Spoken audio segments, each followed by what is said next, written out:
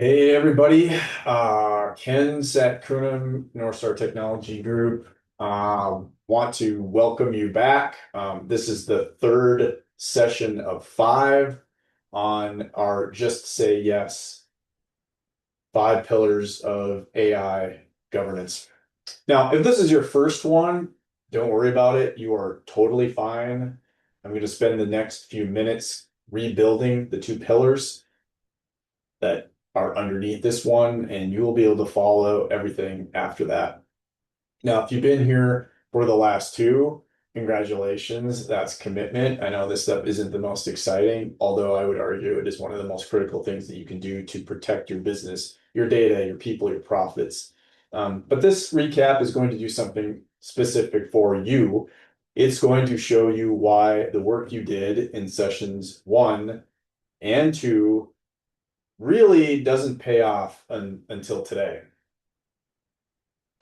So, five pillars. Here's the shape of the whole thing in one breath. Inventory, see everything you have. Assess, know your exposure. Classify, today, know your risk profile. Govern, build that permission structure that helps you operate fast, and then finally operate. Keep it going, keep it alive, keep it moving. Now, they run in that order for a reason, and the order isn't arbitrary. Each pillar produces the raw material the next one consumes. Skip one, and the next one runs on guesswork. So we've already built the first two. Today, we're going to build the one that turns things into decisions. So, section one artifact, right? The tool register, your AI tool register. Now, we said you cannot govern what you can't see, and we spent that entire session on the uncomfortable fact that your official list is not really your list. Lakeview, right, our example company, expected 6 or 8 different tools, and the formal audit found 17. The one question survey department heads found 4 more. Final count, 21. That gap between what IT bought and what people actually use has a name, and that's shadow AI. And that, my friends, is completely normal. 2 to 3 times the official register is the typical spread that we see. We gave you 6 ways to find that. One question survey, the credit card statement, right, in the $20 a month band, the bots sitting in your calendar invites, the identity logs in every OAuth grant somebody approved without reading, the AI features your existing vendors turned on a release note that you didn't open, and walking workflow in person for 20 minutes. What you should have walked out with, hopefully, after that session is a register, right? A row for every one of your tools and 5 columns filled in. At least have your name, the name of the app, the tool, the type, the business function, what data it touches, and honestly, who owns it. Now, if your data touched column says, I don't know, in a few places, that's okay, right? Unknown is actually a finding. Blank is a blind spot. Then we rolled into session 2. So inventory tells you what you have. Assess tells you what it's doing to you. 4 things that you assess on every item. The contract, your agreement. Does your BAA or your DPA even use the word AI? The data path. Where does that data go after the vendor touches it? And who are their sub-processors? The model. Is your data training on it? And do you have that in writing rather than in a privacy policy? And then the integration. What permissions did this tool actually get when somebody clicked accept? Marcus from our friends at Lakeview found their gap on page 31 of a contract signed 18 months earlier. A sub-processor clause nobody had read in a document nobody had hidden, written by a competent attorney who wasn't thinking about model training because in 2023 nobody was. We gave you the 3 sources rule. Somebody pulled the document and read it. Highest reliability, much preferred. 2, the vendor attested in writing. Medium, but you need to check on that, especially the dates. And somebody said, we always do that. right, is the lowest because people describe the process as design, not as run. And the line that governs the pillar, a yes with no evidence, is still a no. Not because we assume bad faith, right? Because we believe we are compliant isn't an answer when somebody asks. So what you should have walked out with after session 2 is your register plus a findings column and a source next to every one of those findings. So here is exactly where you are. You have 31 rows. You have findings attached to a good number of them. Contract gaps, unclear data paths, integrations with more permissions than they need. And you're stuck because a list plus findings gives you absolutely no priority at all. Everything looks equally urgent, right? Which is functionally the same as nothing being urgent. So let's watch how 2 organizations fail from this exact position. The first company applies the same control to everything. Every tool gets the same review. The grammar checker and the tool touching patient records go through the same 6-week gate. What happens? People stop asking. They just start installing things. The controls didn't reduce risk. They just pushed it underground. The second one governs by feel. Whatever sounds scary gets scrutiny, and vibes are wrong constantly. The frightening sounding tool is often harmless, and the boring one quietly has full mailbox access. Both organizations did sessions 1 and 2 correctly. Both are worse off than when they started because they now have visibility, but absolutely no way to act on it.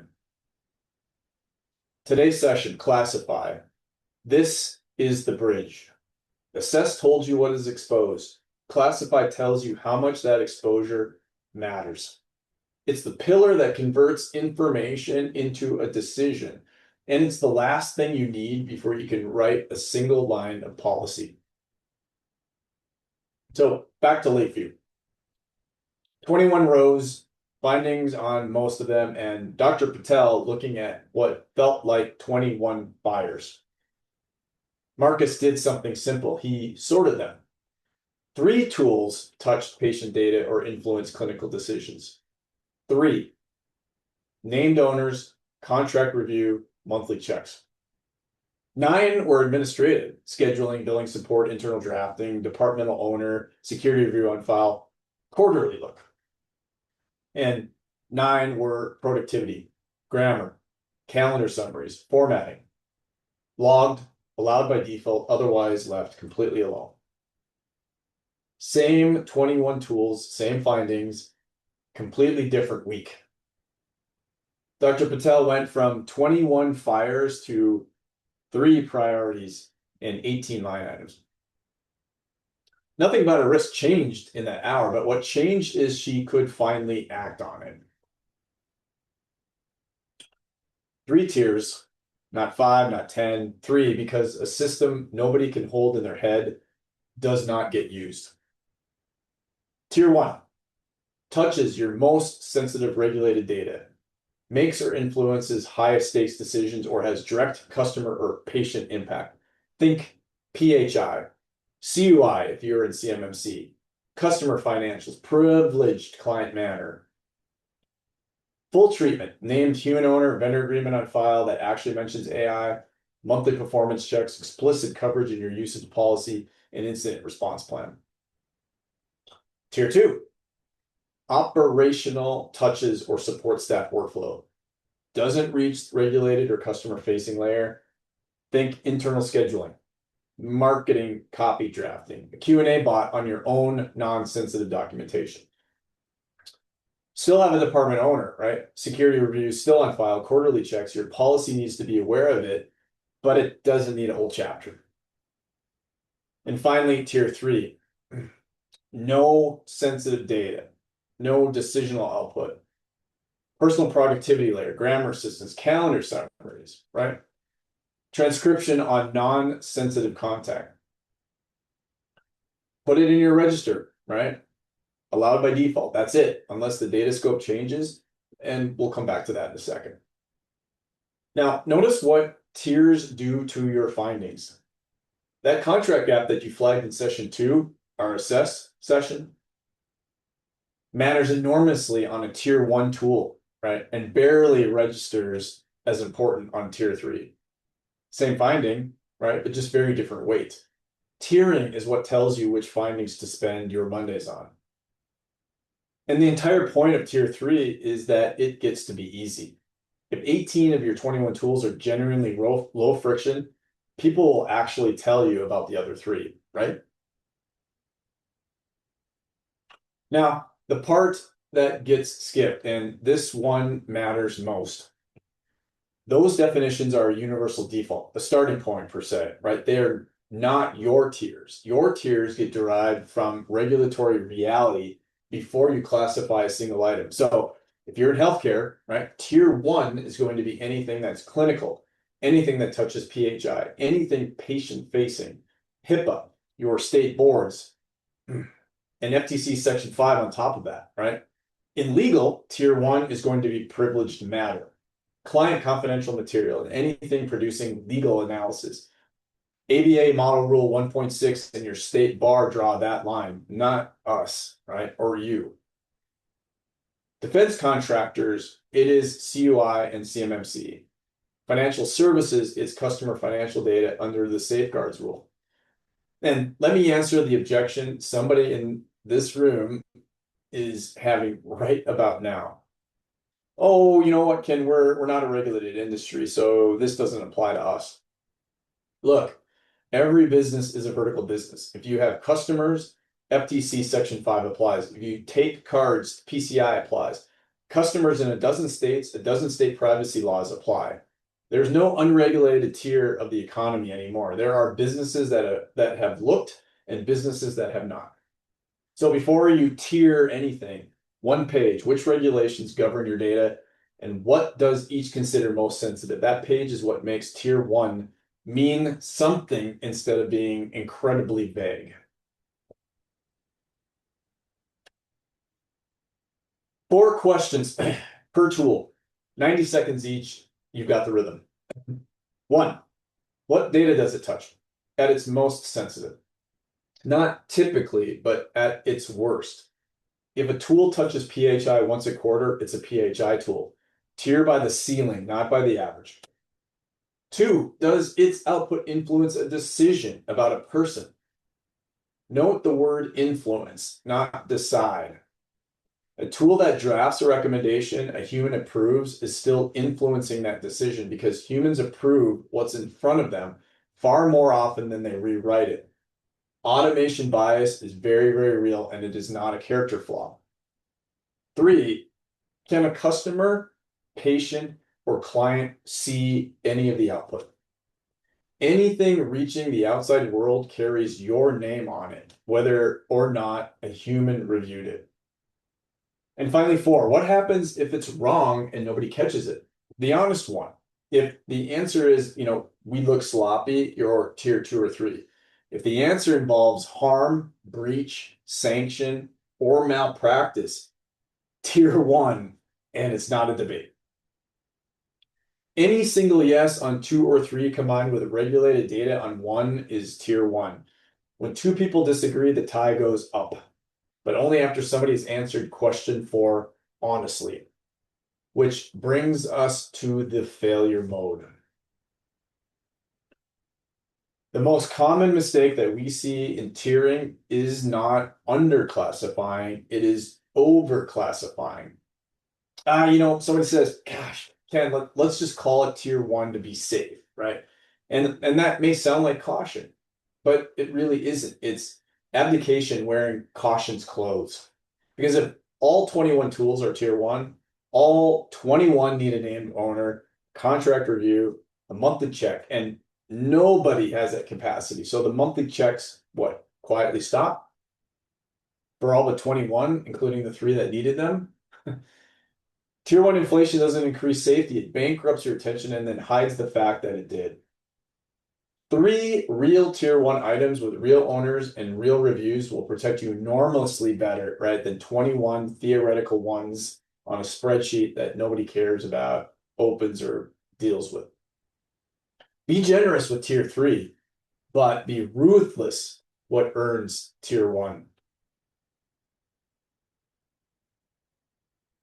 One rule, no exceptions. Every tier 1 item has a named human being next to it. Not operations, right? Not IT, not the compliance committee. A first name and a last name. 2 reasons, right? The obvious one is accountability. When something goes wrong at 2 in the afternoon, somebody needs to already know it's theirs. Now, the less obvious one is diagnostic, right? And it's more useful. When you try to assign an owner and nobody will take it, when the tool gets passed around the table and lands nowhere, I'm sure you guys can relate. That tool just told you something important. It's running on your most sensitive data, and no one in your organization feels responsible for it. That is not a documentation gap. That, my friends, is a finding. In fact, it's the finding. A tier is a snapshot. Tools change underneath you. 7 events force a retier, and they force it within a week, not the next quarterly review. What are they? New data type. So let's just say the tool handled operational data. Somebody started running patient records through it. Same tool now, different tier. New integrations. It now reads from or writes to a regulated system now. The connection changed the risk, even though the tool didn't change.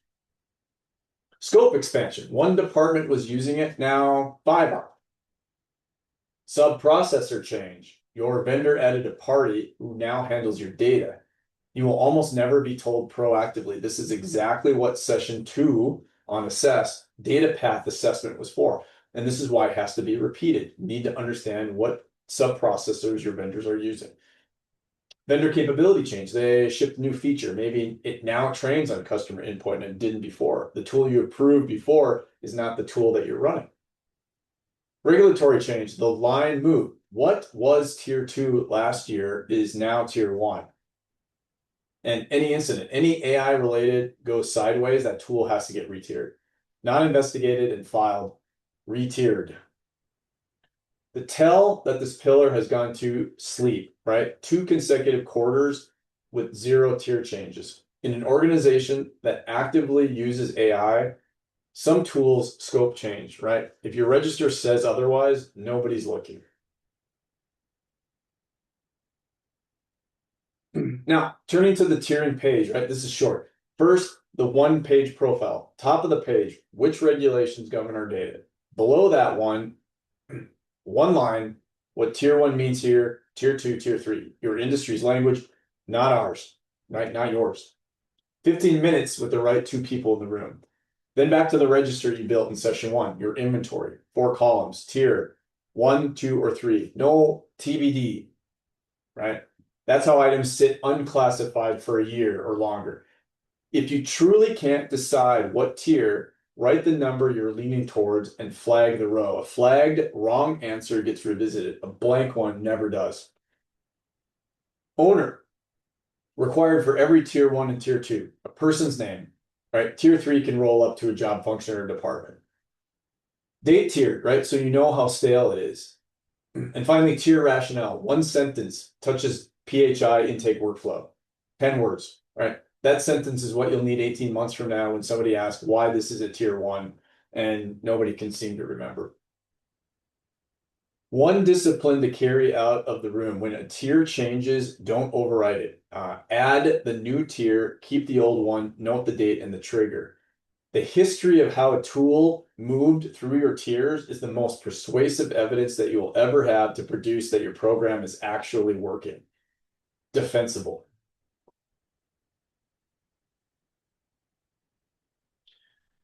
So let me close on what classification is actually for, right? Because it's much, much, much easier to hear all of this as a risk exercise. It really is, right? It's a speed exercise. Before you tier, every AI request is a novel problem. Someone asked for a new tool, right? The answer is, yeah, let me look into it, right? And 3 weeks later, they're either giving up on you or what? They've gone around you. After you tier, most requests answer themselves. Tier 3, approved, log, go, right? Tier 2, quick security check, back to you this week. And then tier one, yes. And here's the process, and here's who owns that process. You didn't add control, right? You added a routing rule. And that routing rule is why your yes gets to be fast. So we're 3 pillars in now, and here's what you built, right? You can see everything. You have your risk register, you have your inventory list, right? You know where you're exposed, right? You've done the assessment, you know where your data touches and what it does as far as data and decision, right? What kind of data does it touch? What kind of decisions are made, right? And now you know what matters most, right? Because based on those 2 items, right, you've tiered your risk. Those 3 together are your entire evidence base, right? And the next session, right, we're finally going to write something down, right? So what do? What is your Monday action, right? Take your top 5 tools of your inventory register, run the 4 questions, write a tier and a name next to each. 5 items, 30 minutes. You'll know more about your AI risk posture than most organizations your size, I promise you. Now, our next session coming up here is govern, right? What you actually write down and how 3 documents or even 1 document beats 30 every single day. We'll be talking about policy next. And again, here's what I want you to do tonight, right? Before I close this presentation.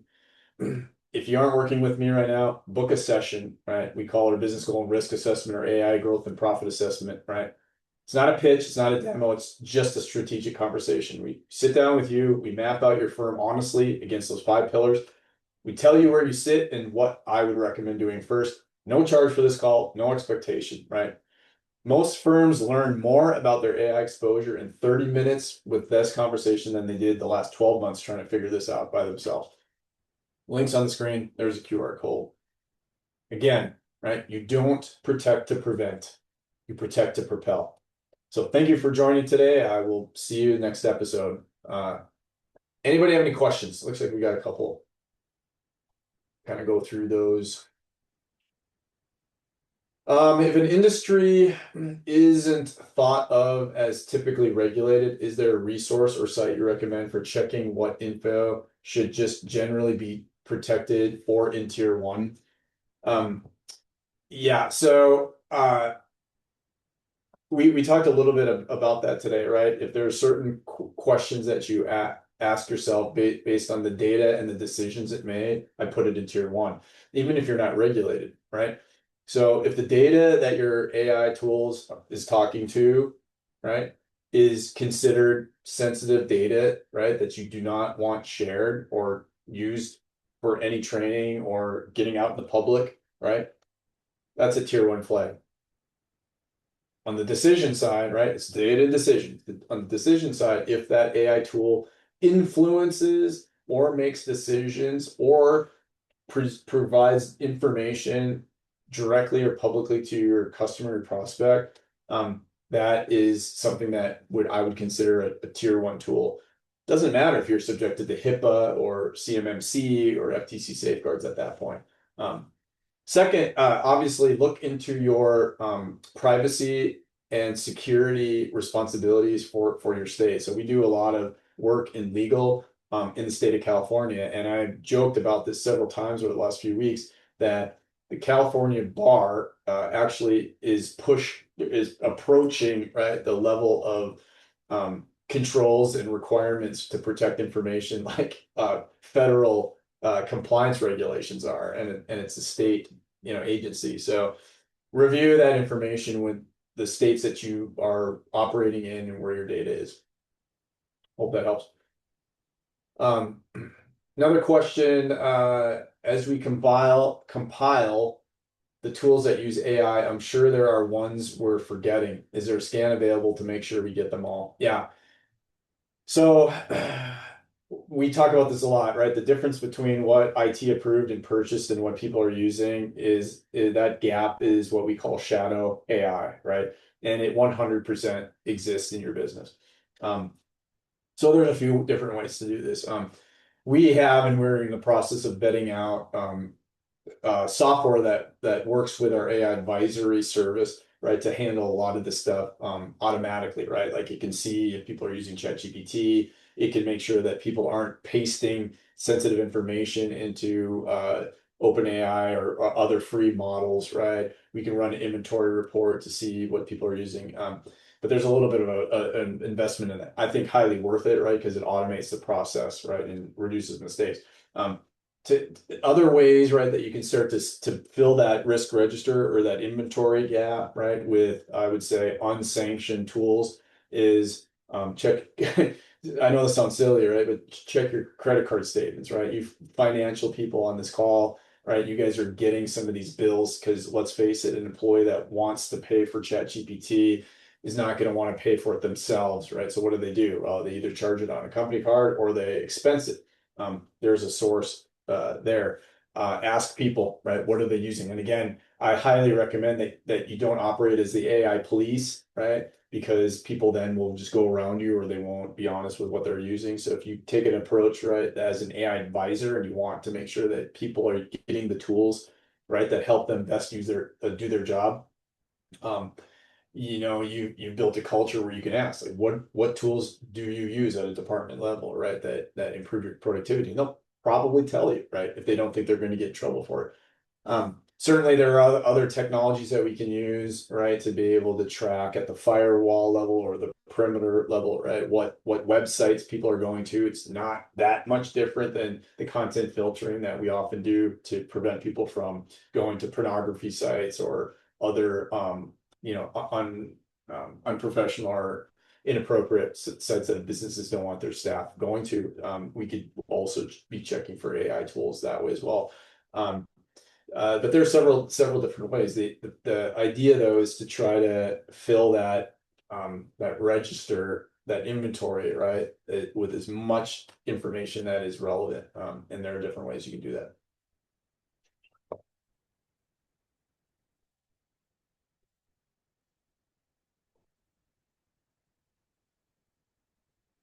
Does anybody have any other questions at all? Those were pretty good questions.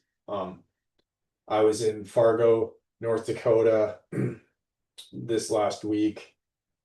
And at the Midwest Tech Summit, and they had AI in practice breakout sessions. And my topic is this stuff, right? Like if you followed any of my content, right, it's making sure that we allow AI to be able to be used safely and successfully. We want to be the Department of Yes, right? We don't want to have this AI police reputation as the Department of No.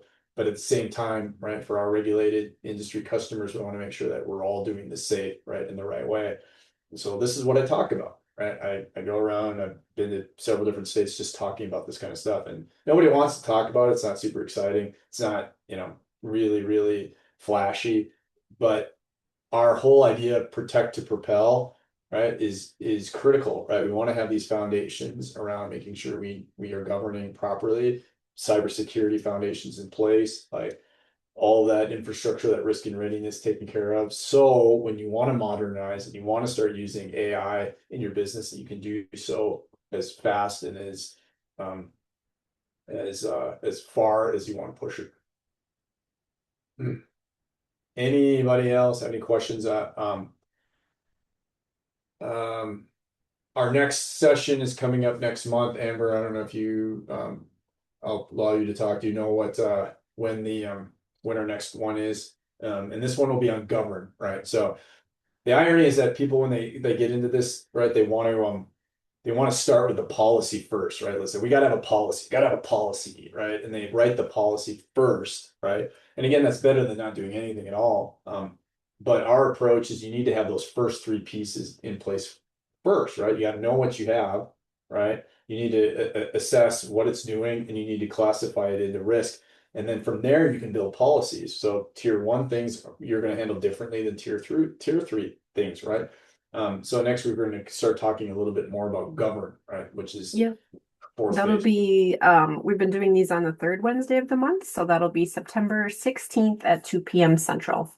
Ooh, September 16th. Into fall already. It's crazy. Yeah, like leaves will be starting to change, right? People will be drinking their pumpkin spice lattes. Amber, Yep. you'll be wearing your Ugg boots, right, and your flannel. There you go. It's the best season. It's not bad.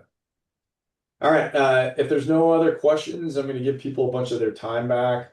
This recording will be available, will be sent out to register people and you can pass it on. Book some time with me if you can, and we will see you next month. Thanks, everybody.